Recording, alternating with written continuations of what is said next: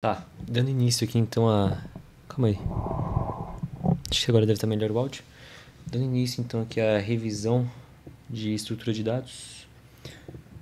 Começando aqui pela estrutura de árvore, tá? Isso aqui é uma árvore.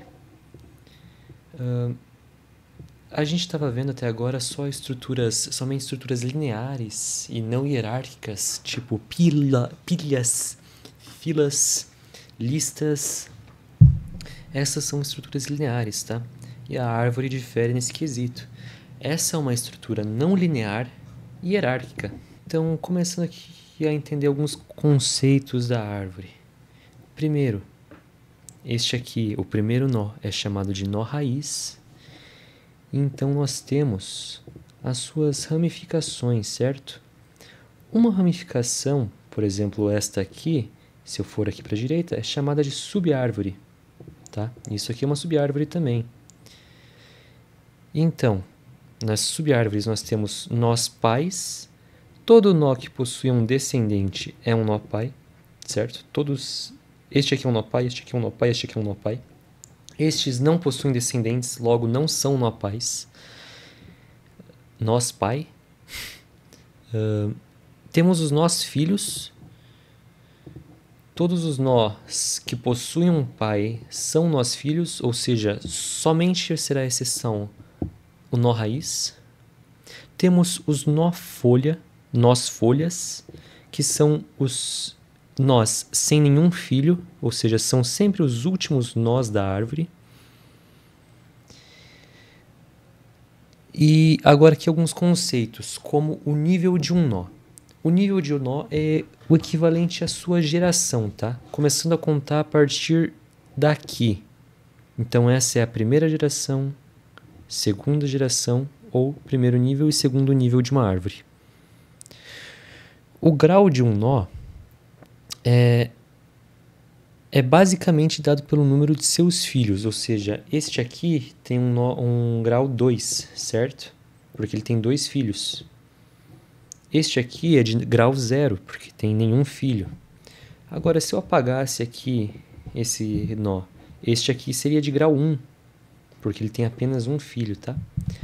Aí a árvore, a estrutura em si também pode ter um grau.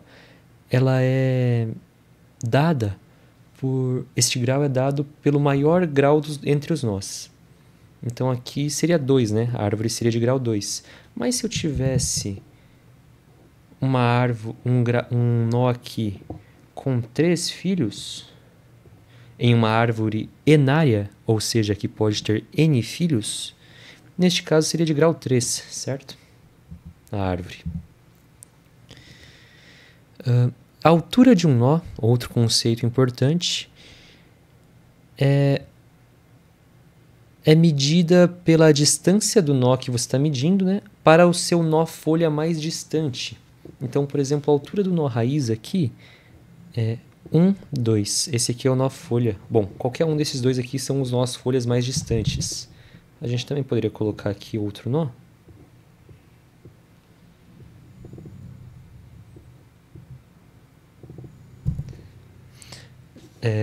Daí, neste caso, seria 1, 2, 3. Neste caso, a altura deste nó aqui seria 3, né? E do 7, 1, 2, altura 2. Esta é a altura de um nó. E a altura da árvore é a distância entre a raiz até o nó folha mais distante. Bom, agora nos especializando basicamente em árvore binária. Até agora eu estava falando conceitos gerais de árvore, que se aplicavam tanto a árvores enárias quanto a binárias. Árvores binárias são árvores que têm no máximo grau 2, tá? Cada nó pode ter 2, 1 ou 0 filhos nestas árvores. As duas subárvores de uma árvore binária são chamadas de subárvore esquerda e subárvore direita. À esquerda de um número, a gente vai ter um número menor que o primeiro. À direita, um número maior. Então, 9. A sua esquerda tem 7, a direita do 7 tem 8, que é maior que o 7. A esquerda do 7 tem um 3, que é menor que o 7. A direita do 9 tem 14, que é maior que 9. À esquerda do 14, 12 e assim por diante. As árvores elas podem ser binárias, no caso, podem ser classificadas em estritamente binária, que os seus nós vão possuir 2 ou 0 filhos, não sendo possível ter um filho. Isto aqui não seria possível em uma árvore estritamente binária. E também pode ser uma árvore binária completa, onde todos os nós folha estão no mesmo nível, que é o caso dessa aqui, tá? Todos os nós folhas estão no mesmo nível.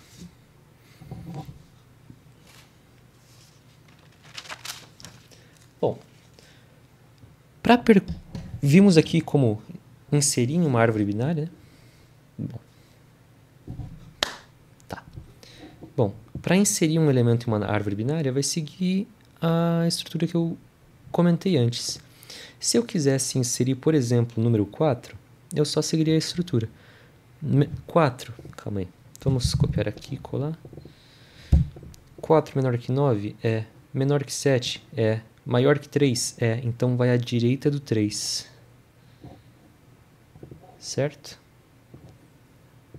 É assim que se estrutura uma árvore binária. E para percorrer uma árvore binária, como é que eu faço para correr e, por exemplo, imprimir todos os elementos de uma árvore binária? Bom, neste caso, eu tenho 3 percursos a seguir. Eu posso fazer o percurso pré-ordem, que consiste de basicamente primeiro eu imprimir o elemento em que eu estou, aí eu vou à sua esquerda e depois à sua direita. Então vamos fazer aqui como seria. Aí eu vou escrevendo aqui no canto como vai ficar o resultado impresso. Como eu disse, na pré-ordem você primeiro imprime, apresenta o nó visitado, passa para o nó da esquerda e passa para o nó da direita. Essa é a ordem da pré-ordem. Então, 9, estou no 9 agora. Tenho elemento à esquerda? Tenho. Vou para o 7. Estou no 7, imprimo. Tenho elemento à esquerda? Tenho 3. Cheguei no 3, imprimo. Tenho elemento à esquerda? Não. Tenho à direita? Não. Então volta. Já imprimi e já passei para a esquerda? Então vou para a direita. 8. Não tenho nada à esquerda, nada à direita, volta. Já imprimi, já passei para a esquerda. Então agora é 14, 12. Eita, tenho 2, 14 aqui. E 15. Então essa fica a pré-ordem. Então nós temos, além da pré-ordem, a em ordem, onde você primeiro vai à esquerda, então você imprime e só daí você vai à direita, certo? Então vamos fazer isso. Em ordem, 9. Primeiro vou para a esquerda, 7. Vou para a esquerda, 3. Vou para a esquerda? Não tenho como para a esquerda, então imprimo 3. Volto. Já fui para a esquerda, agora eu imprimo. E vou para a direita. Não tem esquerda, não tem direita. Já fui para a esquerda do 9, então agora eu imprimo. E vou para a direita. Tenho esquerda? Tenho. Tenho esquerda? Não. Então imprimo. Volto, porque também não tenho direita.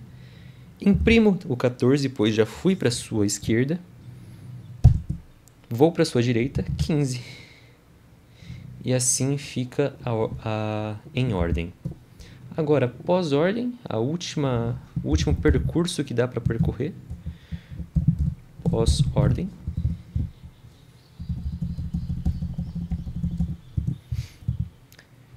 Primeiro eu vou para a esquerda, depois para a direita e só daí eu imprimo. 9. Esquerda. Esquerda. Tenho esquerda? Não. Tenho direita? Não. Imprimo. Já fui para a direita? Ainda não. Então, imprimo o 8, pois não tenho esquerda nem direita. Volto. Agora sim eu imprimo o 7. Volto. Já fui para a direita do 9? Ainda não. Já fui para a esquerda do 14? Ainda não. 12. Não tenho esquerda nem direita, então imprimo. Volto. Já fui para a direita? Ainda não. Imprimo, pois não tem direita nem esquerda. Já fui para a direita e esquerda? Já. Então posso imprimir. Já fui para a direita e esquerda do 9, então posso imprimir também. E esse é o percurso pós-ordem. Estes são os 3 percursos que nos possibilita visitar que temos a possibilidade de visitar todos os nós de uma árvore, tá?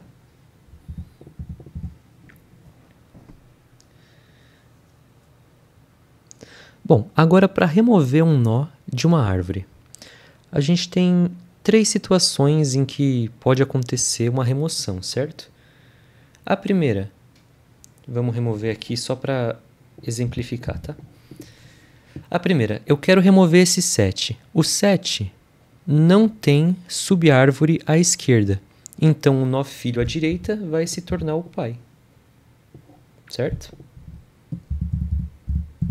E se ele não tivesse subárvore à direita, mas tivesse à esquerda? Bom, daí eu faço o contrário. O nó filho à esquerda se torna o pai. Quando temos 2 subárvores assim, quando temos ambas as subárvores e queremos remover o elemento pai, nesse caso a gente vai caçar o elemento de maior chave na esquerda. Ou seja, nesse caso aqui, como eu quero remover o 6, meu maior elemento de subárvore à esquerda é o 4 aqui. Eu vou remover o 6 e o 4 vai passar a ser a minha raiz ali, dessa subárvore, certo? Porém, se eu não tivesse aqui, neste caso, se eu não tivesse o 4, passaria a ser o 3. Se eu tivesse um ainda maior que o 4, eu pegaria este número maior que o 4. É importante que sempre seja a maior chave à esquerda, certo? Agora, passando para um outro conceito, que é o balanceamento de uma árvore. O balanceamento de uma árvore é uma técnica que mantém a distribuição homogênea dos dados pela árvore. A ideia central é que a cada novo elemento que seja removido ou inserido nessa árvore, a gente verifique e faça uma reorganização da distribuição dos dados dessa árvore. Por quê? Para manter ela homogeneamente distribuída. Porque assim, quando você mantém ela homogeneamente distribuída, você torna ela mais eficiente. Você já pensou, se eu tivesse aqui um 4, se eu tivesse que caçar o 5, eu não soubesse onde está o 5, tivesse que procurá-lo nessa árvore, olha quantos acessos eu teria que fazer apenas para conseguir achar o 5. Isso não seria correto. Essa árvore está desbalanceada. O ideal seria conseguir balanceá-la para que eu possa eventualmente melhorar a eficácia dessa árvore, certo? Bom, entrando no assunto de árvores balanceadas, nós vemos uma implementação de uma árvore balanceada, que é a árvore AVL. A árvore AVL é uma das possibilidades de uma árvore binária em que o balanceamento é definido a partir da altura das subárvores existentes. Como assim? Existe numa árvore AVL o chamado fator de desbalanceamento, que é basicamente a diferença de altura de uma árvore, tá? Que deve ser no máximo 1 para os nós da árvore. Então, por exemplo, eu vou voltar aqui para como estava antes. Acho que vou tirar só esse 5, tá? Vamos ver se... Não, na verdade eu vou deixar o 5. Vamos ver se essa árvore está balanceada. Vou colocar aqui o texto para a gente ir montando o fator de balanceamento. Então, fator de balanceamento. Nos nó folha, o fator de balanceamento vai ser sempre 0. E como é feito o cálculo do fator de balanceamento? Basicamente, você verifica, conta a altura da árvore, da subárvore à esquerda e da direita. Então, você vai subtrair a altura da direita pela altura da esquerda. Então, nesse caso aqui, tem 1 à direita e 0 à esquerda, né? Então, 1 menos 0 é 1. Certo. O fator de desbalanceamento aqui é 1. Até agora ainda é permitido, tá? O fator de desbalanceamento pode variar de menos 1 a 1. Isso é permitido. Desde que esteja entre 1, menos 1 e 0, ainda vai estar balanceada a árvore, mas quando passa disso, então a árvore se torna desbalanceada. Vamos ver aqui, fator de balanceamento deste nó aqui. 1, 2 para a direita e 0 para a esquerda. Então, fica 2. Olha só, essa árvore aqui está desbalanceada. Mas e se eu não tivesse esses nós aqui? Neste caso aqui seria 0. Um nó folha sempre 0. Aqui também 0, 0 e 0. Aqui tem 1 para cada lado 0, porque 1 menos 1 se anula. 1 menos 1 se anula. E aqui, 1, 2, 1, 2, 2 menos 2 se anula. Então, essa árvore aqui estaria perfeitamente balanceada, tá? Porém, vamos voltar para a situação que nos interessa, que é quando uma árvore está desbalanceada. Bom, o que fazer quando uma árvore está desbalanceada? A gente rotaciona ela. Rotacionar uma árvore é o que fazemos quando ela está desbalanceada. Idealmente, a gente vai rotacionar a árvore no exato momento em que ela se encontra desbalanceada. Não é ideal que a gente pegue uma árvore já completa e tente rotacioná-la. Se a gente inserir um elemento e com a inserção daquele elemento ela se torna desbalanceada, então a gente já rotaciona. Não espera inserir ou remover mais elementos para que se desbalanceie mais, certo?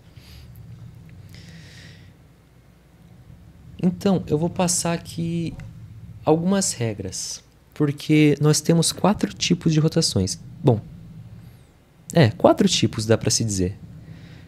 Das rotações simples, nós temos rotação à direita e a rotação à esquerda. E das rotações compostas, temos a esquerda à direita e direita à esquerda. Eu vou passar aqui uma regra que vai facilitar a decidir quando utilizar qual. Primeiro, vamos dar uma olhada aqui na legenda. A letra Q vai se tratar do nosso nó inserido. É o nó que causou o desbalanceamento, o último nó inserido. A letra P é o ancestral desregulado, ou seja, o primeiro nó em que se encontra o desbalanceamento. U é o filho de P na mesma subárvore de Q. Tá? Então, vamos analisar aqui e ver quem que é quem. Bom, 5 foi o último elemento inserido, o nó que causou o desbalanceamento, então é Q. 4, não sabemos ainda. O 3 é o ancestral desregulado, certo? Porque é quem verificou o desbalanceamento. E 4. 4 é o filho de P na mesma árvore de Q. Por quê? Porque ele é o filho de P e está na mesma árvore que Q. Se P tivesse outro filho para cá... Bom, se P tivesse outro filho para cá, a árvore não estaria desregulada, certo? Mas supondo que mesmo assim a árvore esteja desregulada e P tivesse outro filho para cá. Qual você escolheu? O filho que está aqui ou o filho que está aqui? Bom, o filho que está aqui, porque tem que ser o que está na mesma subárvore de Q, tá bom? Então, nesse caso, qual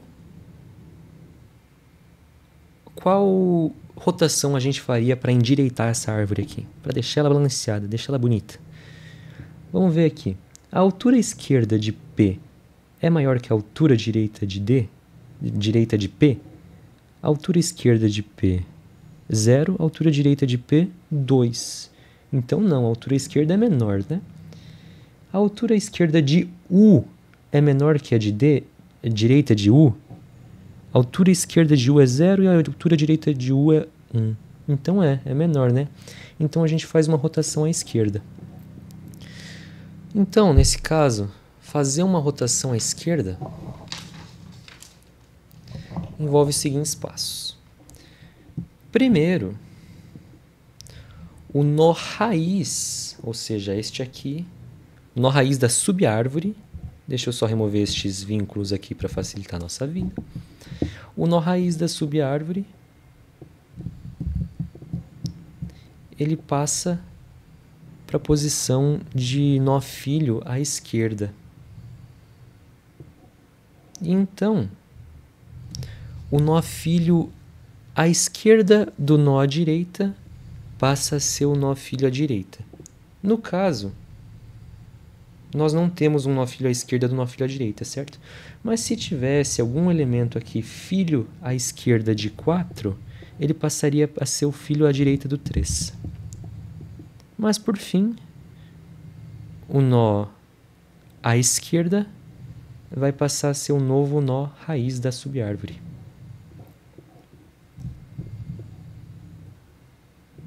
E assim a gente balanceou essa subárvore, que antes estava desbalanceada. Mas e se fosse para o outro lado? Bom, a rotação à direita é basicamente a mesma coisa, tá? Vamos colocar aqui agora para o outro lado. Os elementos vão continuar o mesmo, né? Os mesmos. Agora é basicamente a mesma coisa, só que para o outro lado. Vamos só aplicar a regra para verificar? A altura à esquerda de P é maior que a altura direita de P? É, né? Tem 2 para a esquerda e nenhum para a direita. A altura esquerda de U é maior que a altura direita de U? É, né? Não tem nenhum para a direita. Então a gente faz uma rotação direita.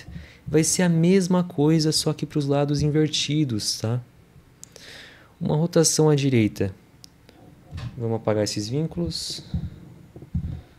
O nó raiz da subárvore é deslocado como filho à direita. Vou colocar aqui mais ou menos. Se o nó à esquerda tivesse um nó à direita, ele iria ser o nó filho à esquerda aqui, mas não tem, então a gente pula esse passo. E o nó folha passaria a ser, né? O nó inserido passaria a ser o nó raiz. Assim balanceando novamente essa estrutura. Eu vou pegar aqui agora uma estrutura composta para a gente fazer uma rotação um pouco mais... Eu vou pegar uma estrutura um pouco mais interessante aqui para a gente fazer uma rotação composta.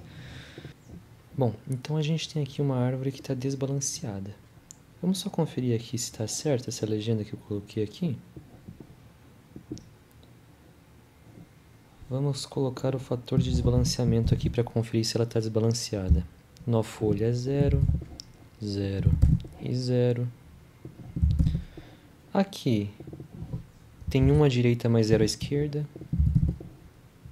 Aqui tem 2 à direita e 1 à esquerda, então é ainda 1. E aqui? Aqui tem 1, 2, 3 à direita e 1 à esquerda, então fica 2 aqui, então está desbalanceado. Esse foi o elemento que encontrou o desbalanceamento, então é 2. Esse foi o último elemento colocado, então é Q. Esse aqui é o mesmo elemento, é o primeiro filho direto do elemento ancestral na mesma subárvore que Q. Então,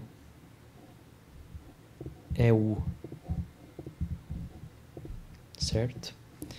Algo importante a se mencionar é que em rotações compostas, primeiro a gente utiliza como raiz o U e depois o P. Na primeira rotação vai ser o U e depois vai ser o P, certo? Certo. Então, vamos só remover esses vínculos aqui para nos facilitar a vida para depois? Tá. Vamos conferir aqui qual regra a gente vai aplicar. A altura esquerda de P é maior que a altura direita? É, né? A altura esquerda de U é maior que a altura direita? Não é, né? Não. Aqui a esquerda que a direita, a altura direita é maior. Então é a segunda opção, rotação esquerda-direita. Então primeiro a gente vai fazer uma rotação à esquerda e depois outra à direita. Certo. Lembrando, na primeira rotação, U é a raiz. Rotação esquerda, o nó raiz é deslocado para a posição do nó filho à direita. Perdão, à esquerda. Confundi a direção aqui. Então, o nó raiz é o filho à esquerda agora. O nó à direita tem um filho à esquerda? Não. Então, a gente pula esse passo e o nó filho... E o nó à direita, primeiro nó à direita, passa a ser o nó filho à esquerda. O U acompanha aqui, tá? Daí a direita aqui sobe também, obviamente. Mas isso aqui ainda tá desbalanceado, tá feio isso aqui, tá feio. Então, agora vamos fazer a segunda rotação, a rotação à direita. Utilizando P como raiz agora, certo? Lembre-se. Então, rotação à direita.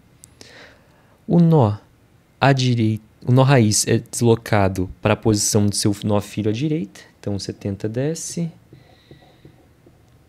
E esse cara aqui desce também. O nó à esquerda tem um filho à direita? Pior que tem. Então, ele passa a ser o filho à esquerda do antigo nó raiz. Aqui, então, né? E o primeiro nó raiz, o primeiro nó à esquerda, passa a ser o nó raiz aqui. Os outros sobem junto. Certo? Então a gente tem aqui agora, depois de executar os 6 passos, no nosso caso foram só 5, porque a gente pôde pular um. Depois de executar todos os passos, nós temos uma árvore que parece balanceada aqui, não parece para vocês balanceada? Olha, eu acho que tem uma árvore até que bonita. Vamos ver aqui se ela está balanceada mesmo. Vamos terminar de completar essas linhas e vamos ver esse fator balanceamento aí.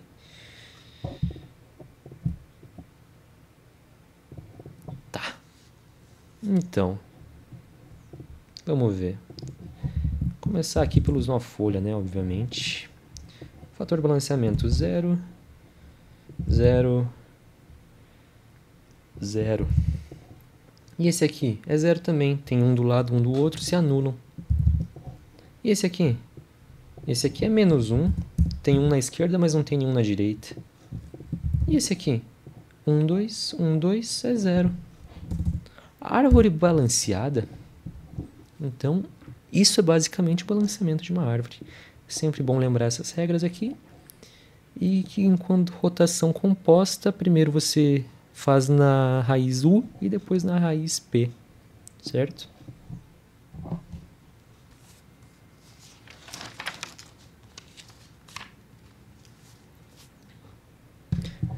Agora, a gente pode ignorar tudo isso que foi dito, porque a gente vai para árvores enárias, árvores B.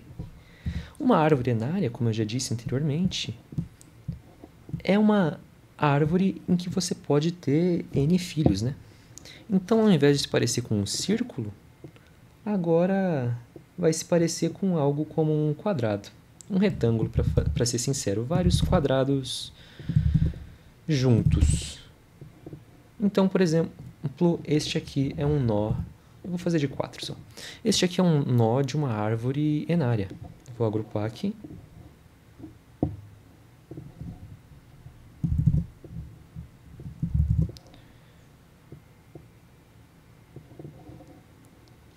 Colocar aqui uma linha. Olha lá, agora temos uma árvore enária. E o que é uma árvore B? Uma árvore enária é basicamente... Uma árvore B é basicamente uma árvore enária, só que balanceada, tá? Qual que é a vantagem de utilizar uma árvore dessas ao invés de uma árvore binária?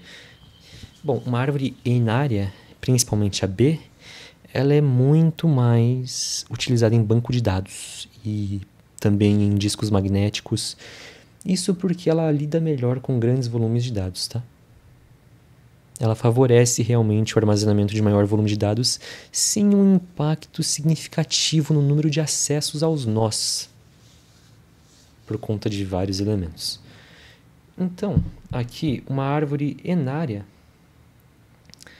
Vamos, acho que, definir alguns conceitos, né, da árvore enária. A árvore B, ela tem sempre... O nó raiz dela tem pelo menos 2 subárvores ou é nó folha. Não pode ter uma só subárvore. Ela sempre vai ter mais, tá? Ou é nó folha. Ou é 0 ou é mais que uma. E a gente pode definir a ordem de uma árvore. A ordem de uma árvore ela é definida pelo Dzão, tá? D de dado, não Tzão. D de dado. Então, Dzão aqui é a ordem da árvore. Ou seja, quantos filhos cada nó de uma árvore pode ter. Se vocês tivessem que olhar esta esta minha árvore aqui. Deixa eu só melhorar isso aqui.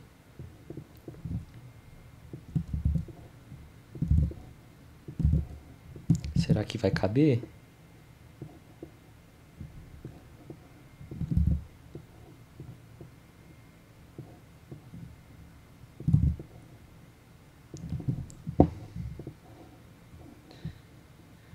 Qual vocês acham que é o grau da minha árvore? 5, certo? Porque a minha árvore ela pode ter 5 filhos.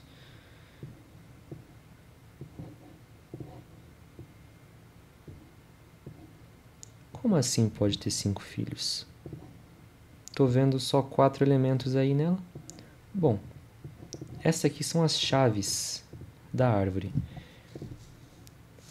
Cada nó é como um array. Na verdade, cada nó é exatamente um array. É uma lista de chaves. Chave 1, chave 2, chave 3, chave 4. Mas cada posição aqui, cada quininha, cada aresta aqui, vai ter um filho. Sendo assim, a árvore, ela deste caso aqui, ela é uma árvore de grau 5. Mas eu poderia excluir aqui um amigão aqui. Agora ela é uma árvore de... Apaga. Agora ela é uma árvore de grau 4, porque ela tem 4 filhos, tá? Então, o grau de uma árvore é a capacidade de filhos. A ordem de uma árvore é a capacidade de filhos que uma árvore enária, uma árvore B, pode ter, tá? Eu esqueci de conectar aqui um carinha. Pronto. Então, lembrando, ordem da árvore, quantidade de filhos que uma árvore B pode ter. E o Dzinho? O Dzinho é o grau mínimo, que ele é a ordem da árvore, ou seja, o Dzão dividido por 2 e arredondado para cima. Por que arredondado para cima? Porque se eu dividisse a ordem da minha árvore enária aqui por 2, daria quanto? 5 por 2, 2,5. Então é bom arredondar para cima, né? Então, o grau mínimo da minha árvore é 3. E para que serve o grau mínimo na minha árvore? Ele serve para eu determinar algumas coisas. Como, por exemplo, qual nó é válido e qual nó não é válido. Este nó aqui, se eu colocasse 2 valores... ele seria um nó válido. Por quê? Mesmo que ele não esteja completando aqui todas as posições, ele é um nó válido porque a regra da validade de um nó me diz que um nó que não é raiz, ele tem que ter pelo menos Dzinho menos 1 chaves. Ou seja, Dzinho, meu Dzinho é 3, menos 1 é 2. Este aqui está atendendo para cada nó que não é raiz, tá? A raiz não tem problema, a raiz pode ter só um elemento que tanto faz. E esse aqui, vamos colocar 3 aqui. Esse aqui não está atendendo. Esse aqui está só com um elemento, eu preciso de pelo menos 2, de acordo com a minha regra, certo? E também, o grau mínimo me diz que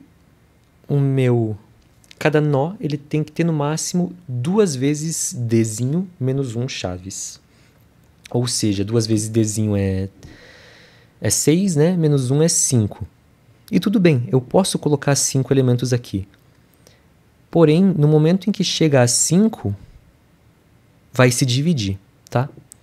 Eu vou trabalhar aqui a inserção rapidinho, porém não é necessário, não é tão necessário ir a fundo nela, tá? Porque é um conteúdo bem complexo e o professor não vai cobrar isso. Então, não se preocupe em estudar isso aqui a fundo. Eu vou colocar aqui, por exemplo, um 12. Aqui tem um 7 e um 8. Aliás, tem um 6 e um 8. Porque a inserção funciona de modo meio parecido, certo? A esquerda vai ser maior e a esquerda vai ser menor e a direita vai ser menor. Então, eu quero inserir, digamos, o elemento 7. 7 menor que 12, vem aqui para a esquerda. Maior que 6? É. Menor que 8? É. Eu tenho que inserir aqui, então. Então, eu desloco o 8 uma posição. Certo? Certo. E nesse caso aqui, digamos que eu queira inserir o 6, certo? Se eu quiser inserir o elemento 6 aqui, o que a gente faz? Bom, o 6 é menor que o 12, então ele vem para cá. Maior que o 2, maior que o 5, menor que o 7.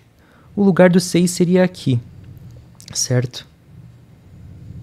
Entre o 5 e o 7.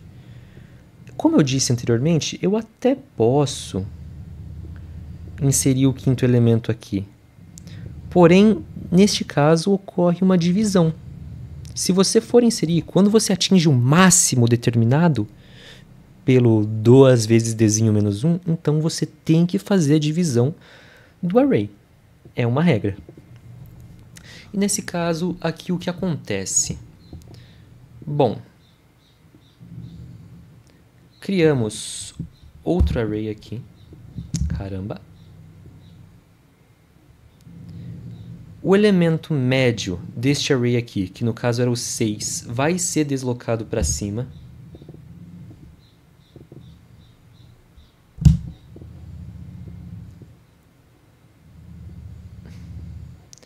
Este aqui vai começar a apontar agora para os maiores que o 12.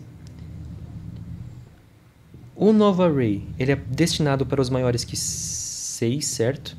Então, maiores que o elemento médio, então é 7 e 8. E aqui, agora passa a apontar para lá. Aliás, eu quero uma linha reta.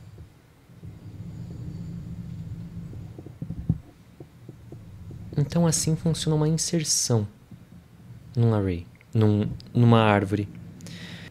Agora, saindo de árvores, já de árvores no geral, e indo para grafos, em grafos nós temos uma estrutura que é um tanto parecida com árvores. A diferença de um grafo para uma árvore é que um grafo ele é cíclico. E não é hierárquico, certo? Ele não possui hierarquia definida e é cíclico. Só vou terminar aqui de ilustrar o grafo.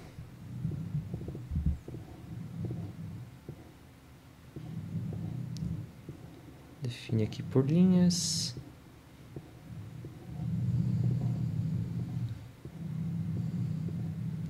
Você vê que o grafo ele é bem parecido com uma árvore, certo? Porém, aqui a capacidade cíclica que eu falei dele. Se eu conectar o 2 e o 3, vira um caminho que eu posso percorrer sempre, certo? Por isso que ele é cíclico. E não é hierárquico. Bom, então, basicamente, um grafo ele é formado por uma estrutura formada de nós e vértices, certo? Isso aqui é um nó, ou também chamado de vértice, e também por um conjunto de linhas, que também são chamadas de arestas, tá? Que conectam esses vértices e formam conexões binárias. Essa é uma representação gráfica de um grafo, mas a gente também pode, e eu vou, representar de forma textual ele, tá? Um grafo... Puta merda, o que eu coloquei aqui? Um T? Um grafo, ele é... Tem como eu fazer? Porra, não tem.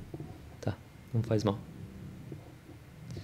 Um grafo representado de forma textual é assim, certo? Grafo se define por vértices e arestas, e um conjunto de arestas. Deixa eu alinhar à esquerda, que eu odeio alinhar ao meio. Certo. Onde V é igual ao número de ao conjunto de vértices, ou seja, 1, 2, 3, 4 e 5. Este aqui é o conjunto dos vértices. E é o conjunto de arestas. Então, eu tenho uma aresta ligando 1 a 2, tenho uma aresta ligando 1 a 4, tenho uma aresta ligando 4 a 5 e uma última aresta ligando 5 a 3. Este é o conjunto de arestas, tá? Então, aqui algumas terminologias dos grafos. Se a aresta... Se o par ordenado de arestas U e V é diferente de V e U, ou seja, se 1 e 2 é diferente de 2 e 1, então o grafo ele é orientado, tá? Como assim? 1 e 2 aqui é diferente de 2 e 1, não é? Não, não é diferente. Por quê? Porque 1 para 2 representa o mesmo caminho que 2 para 1. Eu tenho absolutamente aqui o mesmo caminho. Essa é uma representação que é mais fácil de ver visualmente mesmo, tá? Não é sempre que as representações textuais elas conseguem abstrair completamente o visual. Eu poderia ter uma aresta assim. Isso aqui é uma orientação. Eu só posso ir de 1 para 2. Eu não posso sair de 2 para 1 nesse caminho aqui. Nesse aqui eu posso. Não é orientado esse caminho. Mas esse é um caminho orientado. E quando eu tenho que U e V e VU são absolutamente a mesma aresta? Bom, nesse caso é um laço. Como que é um laço representado graficamente? Assim. Se eu conseguir fazer ele bonitinho, talvez ajudaria. Assim? Não ficou muito bonito. Assim? Não tá a coisa mais linda do mundo, mas dá para entender que é um laço. Isto é um laço. Quando um grafo ele não possui laços e nem arestas múltiplas, o que é uma aresta múltipla? Você me pergunta? É um vértice que possui mais de um caminho para o mesmo vértice. Ou seja, este aqui tem 2 caminhos. Então é uma aresta múltipla isso aqui. Isto não é aresta múltipla porque são 2 vértices diferentes, tá? Quando um grafo não possui laços nem arestas múltiplas, então é um grafo simples. Se ele possui algum dos dois, é um grafo composto, se eu não me engano. Certo? Certo. Então agora vamos definir aqui algumas estratégias de busca para os grafos. O que é uma estratégia de busca? Bom, a estratégia de busca em um grafo ela determina a ordem de expansão dos nós.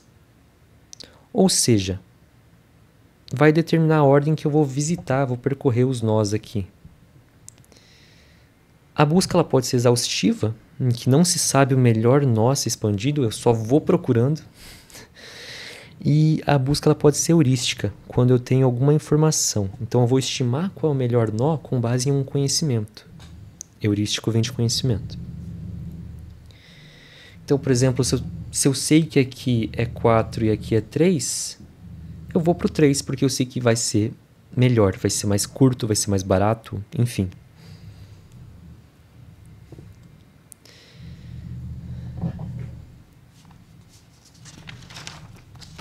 E a partir disso nós temos aqui algumas estratégias de busca, né? Alguns algoritmos de busca.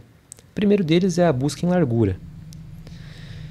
Digamos que nós temos aqui o grafo S, T, U, V e W. Nós temos esse grafo aí. E nosso grafo de origem ele é o S. A busca em largura ela é uma busca por níveis. Então ela vai buscar primeiro todos os mais próximos e então vai indo mais distante do nosso grafo de origem. E ela costuma pintar os vértices, certo? Ela usa branco para um vértice ainda não descoberto, cinza para um descoberto, mas não totalmente explorado, e preto para totalmente explorado. Certo? Bom, nós estamos aqui no S, por enquanto. Não exploramos nenhum. Descobrimos o S, né? Porque a gente está nele. Então, vou pintar de cinza.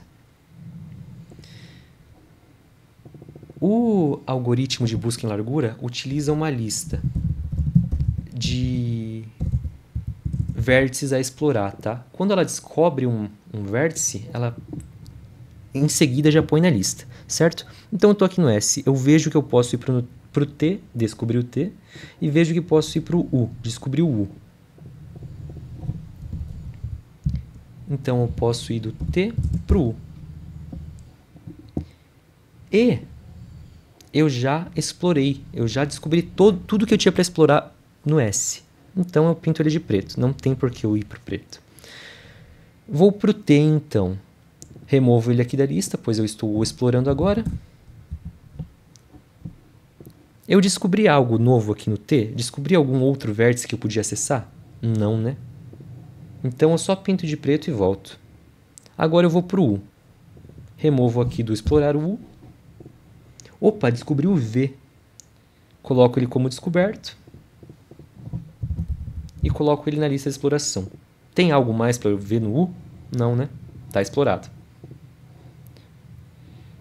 No V, eu descobri que existe o W. Está descoberto. Tem mais algo no V? Não. Vou para o W. Explorei porque não encontrei mais nada. Removo aqui do meu a explorar, certo? Então assim você explorou um grafo inteiro. Assim funciona a busca em largura. Algo que acho que até facilita a visão é colocar essa busca em largura numa árvore, porque em uma árvore os níveis são mais claros, né, do que um grafo. No grafo você não pode ver bem ali o que é um nível, o que não é. Por isso que em uma árvore eu acredito que seja melhor você representar isso. Porque tanto a busca em largura quanto a busca em profundidade, elas funcionam para os dois, certo? Funcionam para a árvore e para grafo. Deixa eu só construir aqui essa árvore. Tá uma árvore bem feinha, né? Mas fazer o quê?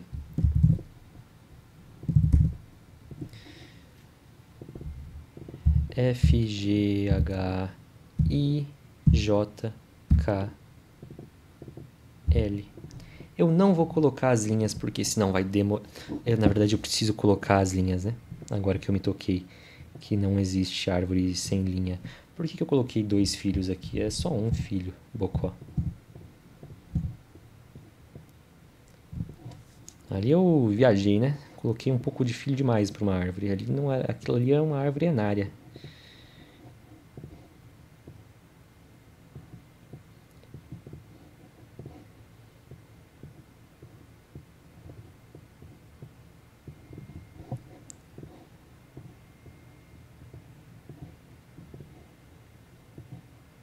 Certo, então digamos que meu vértice de origem seja o A.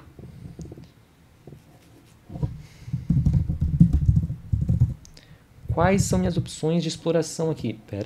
Primeiro, descobrimos o A, então minha fila está para explorar o A. A partir do A eu descubro o B e o D. Então, quer dizer, o C e o D, né? Eu não tenho B, show de bola. C e D, e vou para um deles. A partir do C e do D, descubro o J e o K.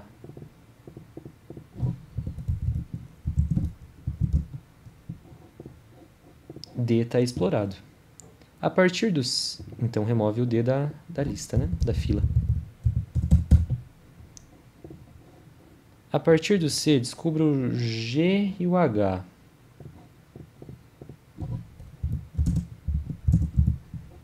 Removo o C da fila. E pinto ele de preto. O A também era para pintar de preto, porque ele já foi explorado. E assim vai indo. Isso que quer dizer uma busca por nível. Essa é a tal da busca em largura. Você pode realmente ver que ele vai ficando mais largo, certo? Por isso em largura. Mas também temos a busca em profundidade. Ela não utiliza de lista para mapear.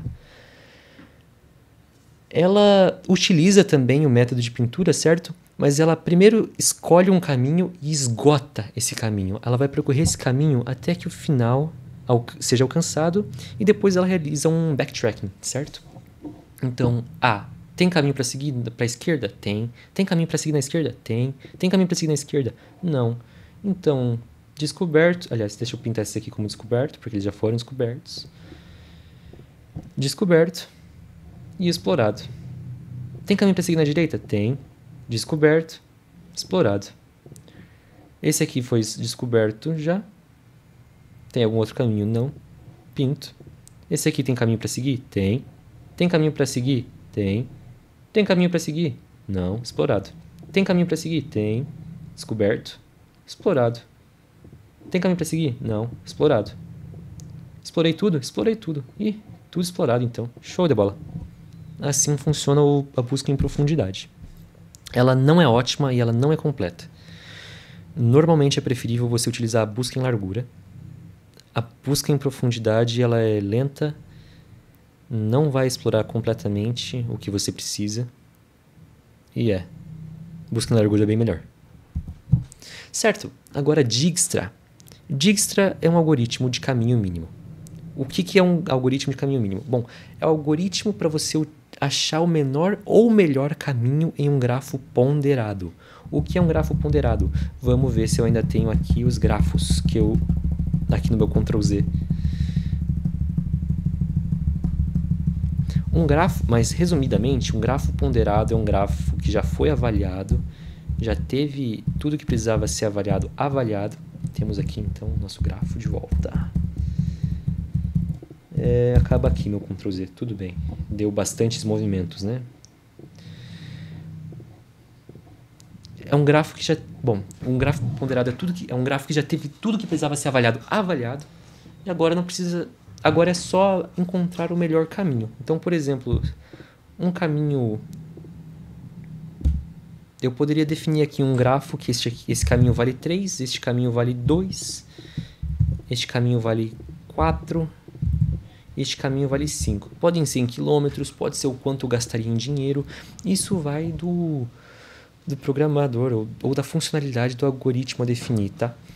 Mas um grafo ponderado, normalmente ele é multiarestas. Então, vamos definir aqui mais que um caminho possível para cada coisa.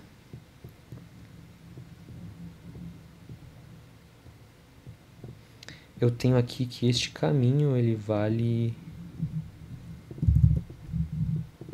7, certo? Então, por exemplo, se eu quisesse sair de S e ir para U, é melhor eu pegar o caminho que vale 2 ao invés do caminho que vale 7, não é? Isso é um algoritmo do caminho mínimo. É assim que pensa um algoritmo do caminho mínimo. Então agora vamos ver aqui o funcionamento do algoritmo de Dijkstra. Vou pegar a imagem que o professor passou para a gente resolver mesmo, porque é mais simples, certo? Do que eu ficar desenhando o meu grafo. Então, o primeiro passo aqui já tá introduzido. Começando de S, para qual caminho a gente pode ir? A gente pode ir para T, custando 10, ou pode ir para 5, para Y, custando 5. Então ele já preencheu isso aqui por nós, certo? Os outros caminhos não são acessíveis, os outros vértices não são acessíveis, então aqui é um infinito, certo? Certo. Então vamos aqui ver para onde que a gente vai no próximo. Bom, como eu quero o meu menor caminho, então a gente vai para 5S, certo? Então já vou fechar aqui o Y, porque ele já foi explorado, eu não quero voltar aqui posteriormente. E a partir do Y, para onde eu posso ir? Eu posso ir para T, custando 3. Posso ir para Z, custando 2, ou posso ir para X, custando 4. Custando 9, aliás, custando 9. Como é que ficaria isso? Bom, primeiro, vamos colocar aqui o T. Quanto vai custar? 3? Não, não vai custar 3. Por que não vai custar 3? Porque eu já gastei 5 vindo para o Y, né? Então vai custar 8 saindo de Y. Esse 8 é menor que 10? É, então a gente pode manter aqui. Se 10 fosse menor, então seria interessante a gente deixar o 10. Porque a gente quer o caminho mínimo, certo? Mas 8 é menor, então deixa o 8. Deixa eu aumentar essa letra. E agora? Bom, a gente também pode ir para X a partir do Y. E X, a distância é 9 mais 5 dá 14. E de Z? A distância é 2 mais 5 dá 7. Qual é a menor distância aqui? Z, né? Então vamos para Z. Já bloqueei aqui, porque a gente não quer voltar a explorar ele no futuro. E então, vamos verificar qual a gente vai. De Z, eu posso ir para onde? De Z eu posso ir para X... Já gastei 7, custaria 6. Então seria 13 para sair de Z. Também posso dizer... Não posso mais nada. Dizer é só isso. Então aqui a gente repete, porque eu não posso acessar o 8 de Z. E qual que é o mais barato aqui? É T, né? Então vamos para T. De T, para onde eu posso ir? Eu posso ir para X... Opa, na verdade vamos só bloquear aqui o T para eu não voltar mais para T. De T eu posso ir para X por 9, né? Se eu não me engano. Então é 9 saindo de T. Isso. Exatamente. Então a gente só escolhe aqui 9 saindo de T. Pronto. E este é o nosso caminho mínimo, certo? Assim é o funcionamento do algoritmo de Dijkstra. No papel. No computador, o entendimento é um pouco diferente.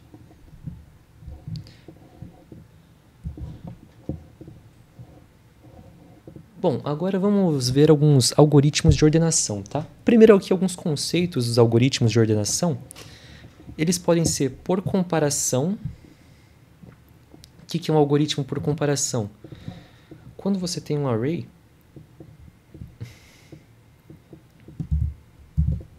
vamos colocar aqui um array.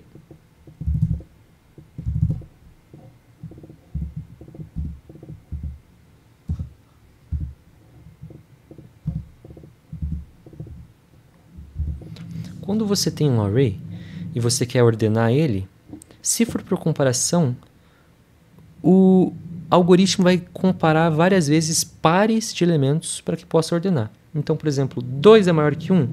É. Então faz alguma coisa com 1. 2 é maior que 5? Não, então deixa aqui. 5 é maior que 3? É, então faz alguma coisa com 3. 5 é maior que 4? É, então faz alguma coisa aqui com 5. E assim seria. Faria sucessivas comparações para que possa ordenar o array. Não por comparação, utilizaria algum outro método. Temos também o inplace, a característica de ser inplace ou não inplace. O inplace ele vai ordenar o vetor nele mesmo, então ele vai utilizar a própria estrutura para ordenar. Um não inplace utilizaria outra estrutura. E um algoritmo estável, ele vai manter a ordem de elementos iguais. Então, por exemplo, vamos deixar aqui 2, 3. Se eu estou organizando aqui, 2 é maior que 1, 2 é maior que 3, não. 3 é maior que 3, não. 3 é maior que 4, não. Tá. Isso é um algoritmo estável. Ele não trocou os elementos de lugares, os elementos iguais de lugar. Agora, um algoritmo instável, ele faria isso aqui. Ele trocaria de lugar. Mesmo que sejam elementos iguais, acabou trocando de lugar. Certo? Então, vamos aqui para alguns exemplos de algoritmos. Primeiro, a gente tem um insertion sort. Eu vou pegar do slide do professor, que é mais fácil de ilustrar. O insertion sort, ele é o melhor dos piores, basicamente. Ele vai ter aqui um melhor caso e um pior caso diferente, certo? Ele é por comparação, é in place e é estável. Ele vai basicamente formar um subarray dentro do array. Ele vai ter aqui esse ar ordenado, onde ele já vai ter ordenado, e vai ir avançando, reordenando o que tiver atrás dele. O insertion ele começa na posição 1 e vai ordenando o que está na posição dele, né? Da posição 0, enquanto vai avançando, certo?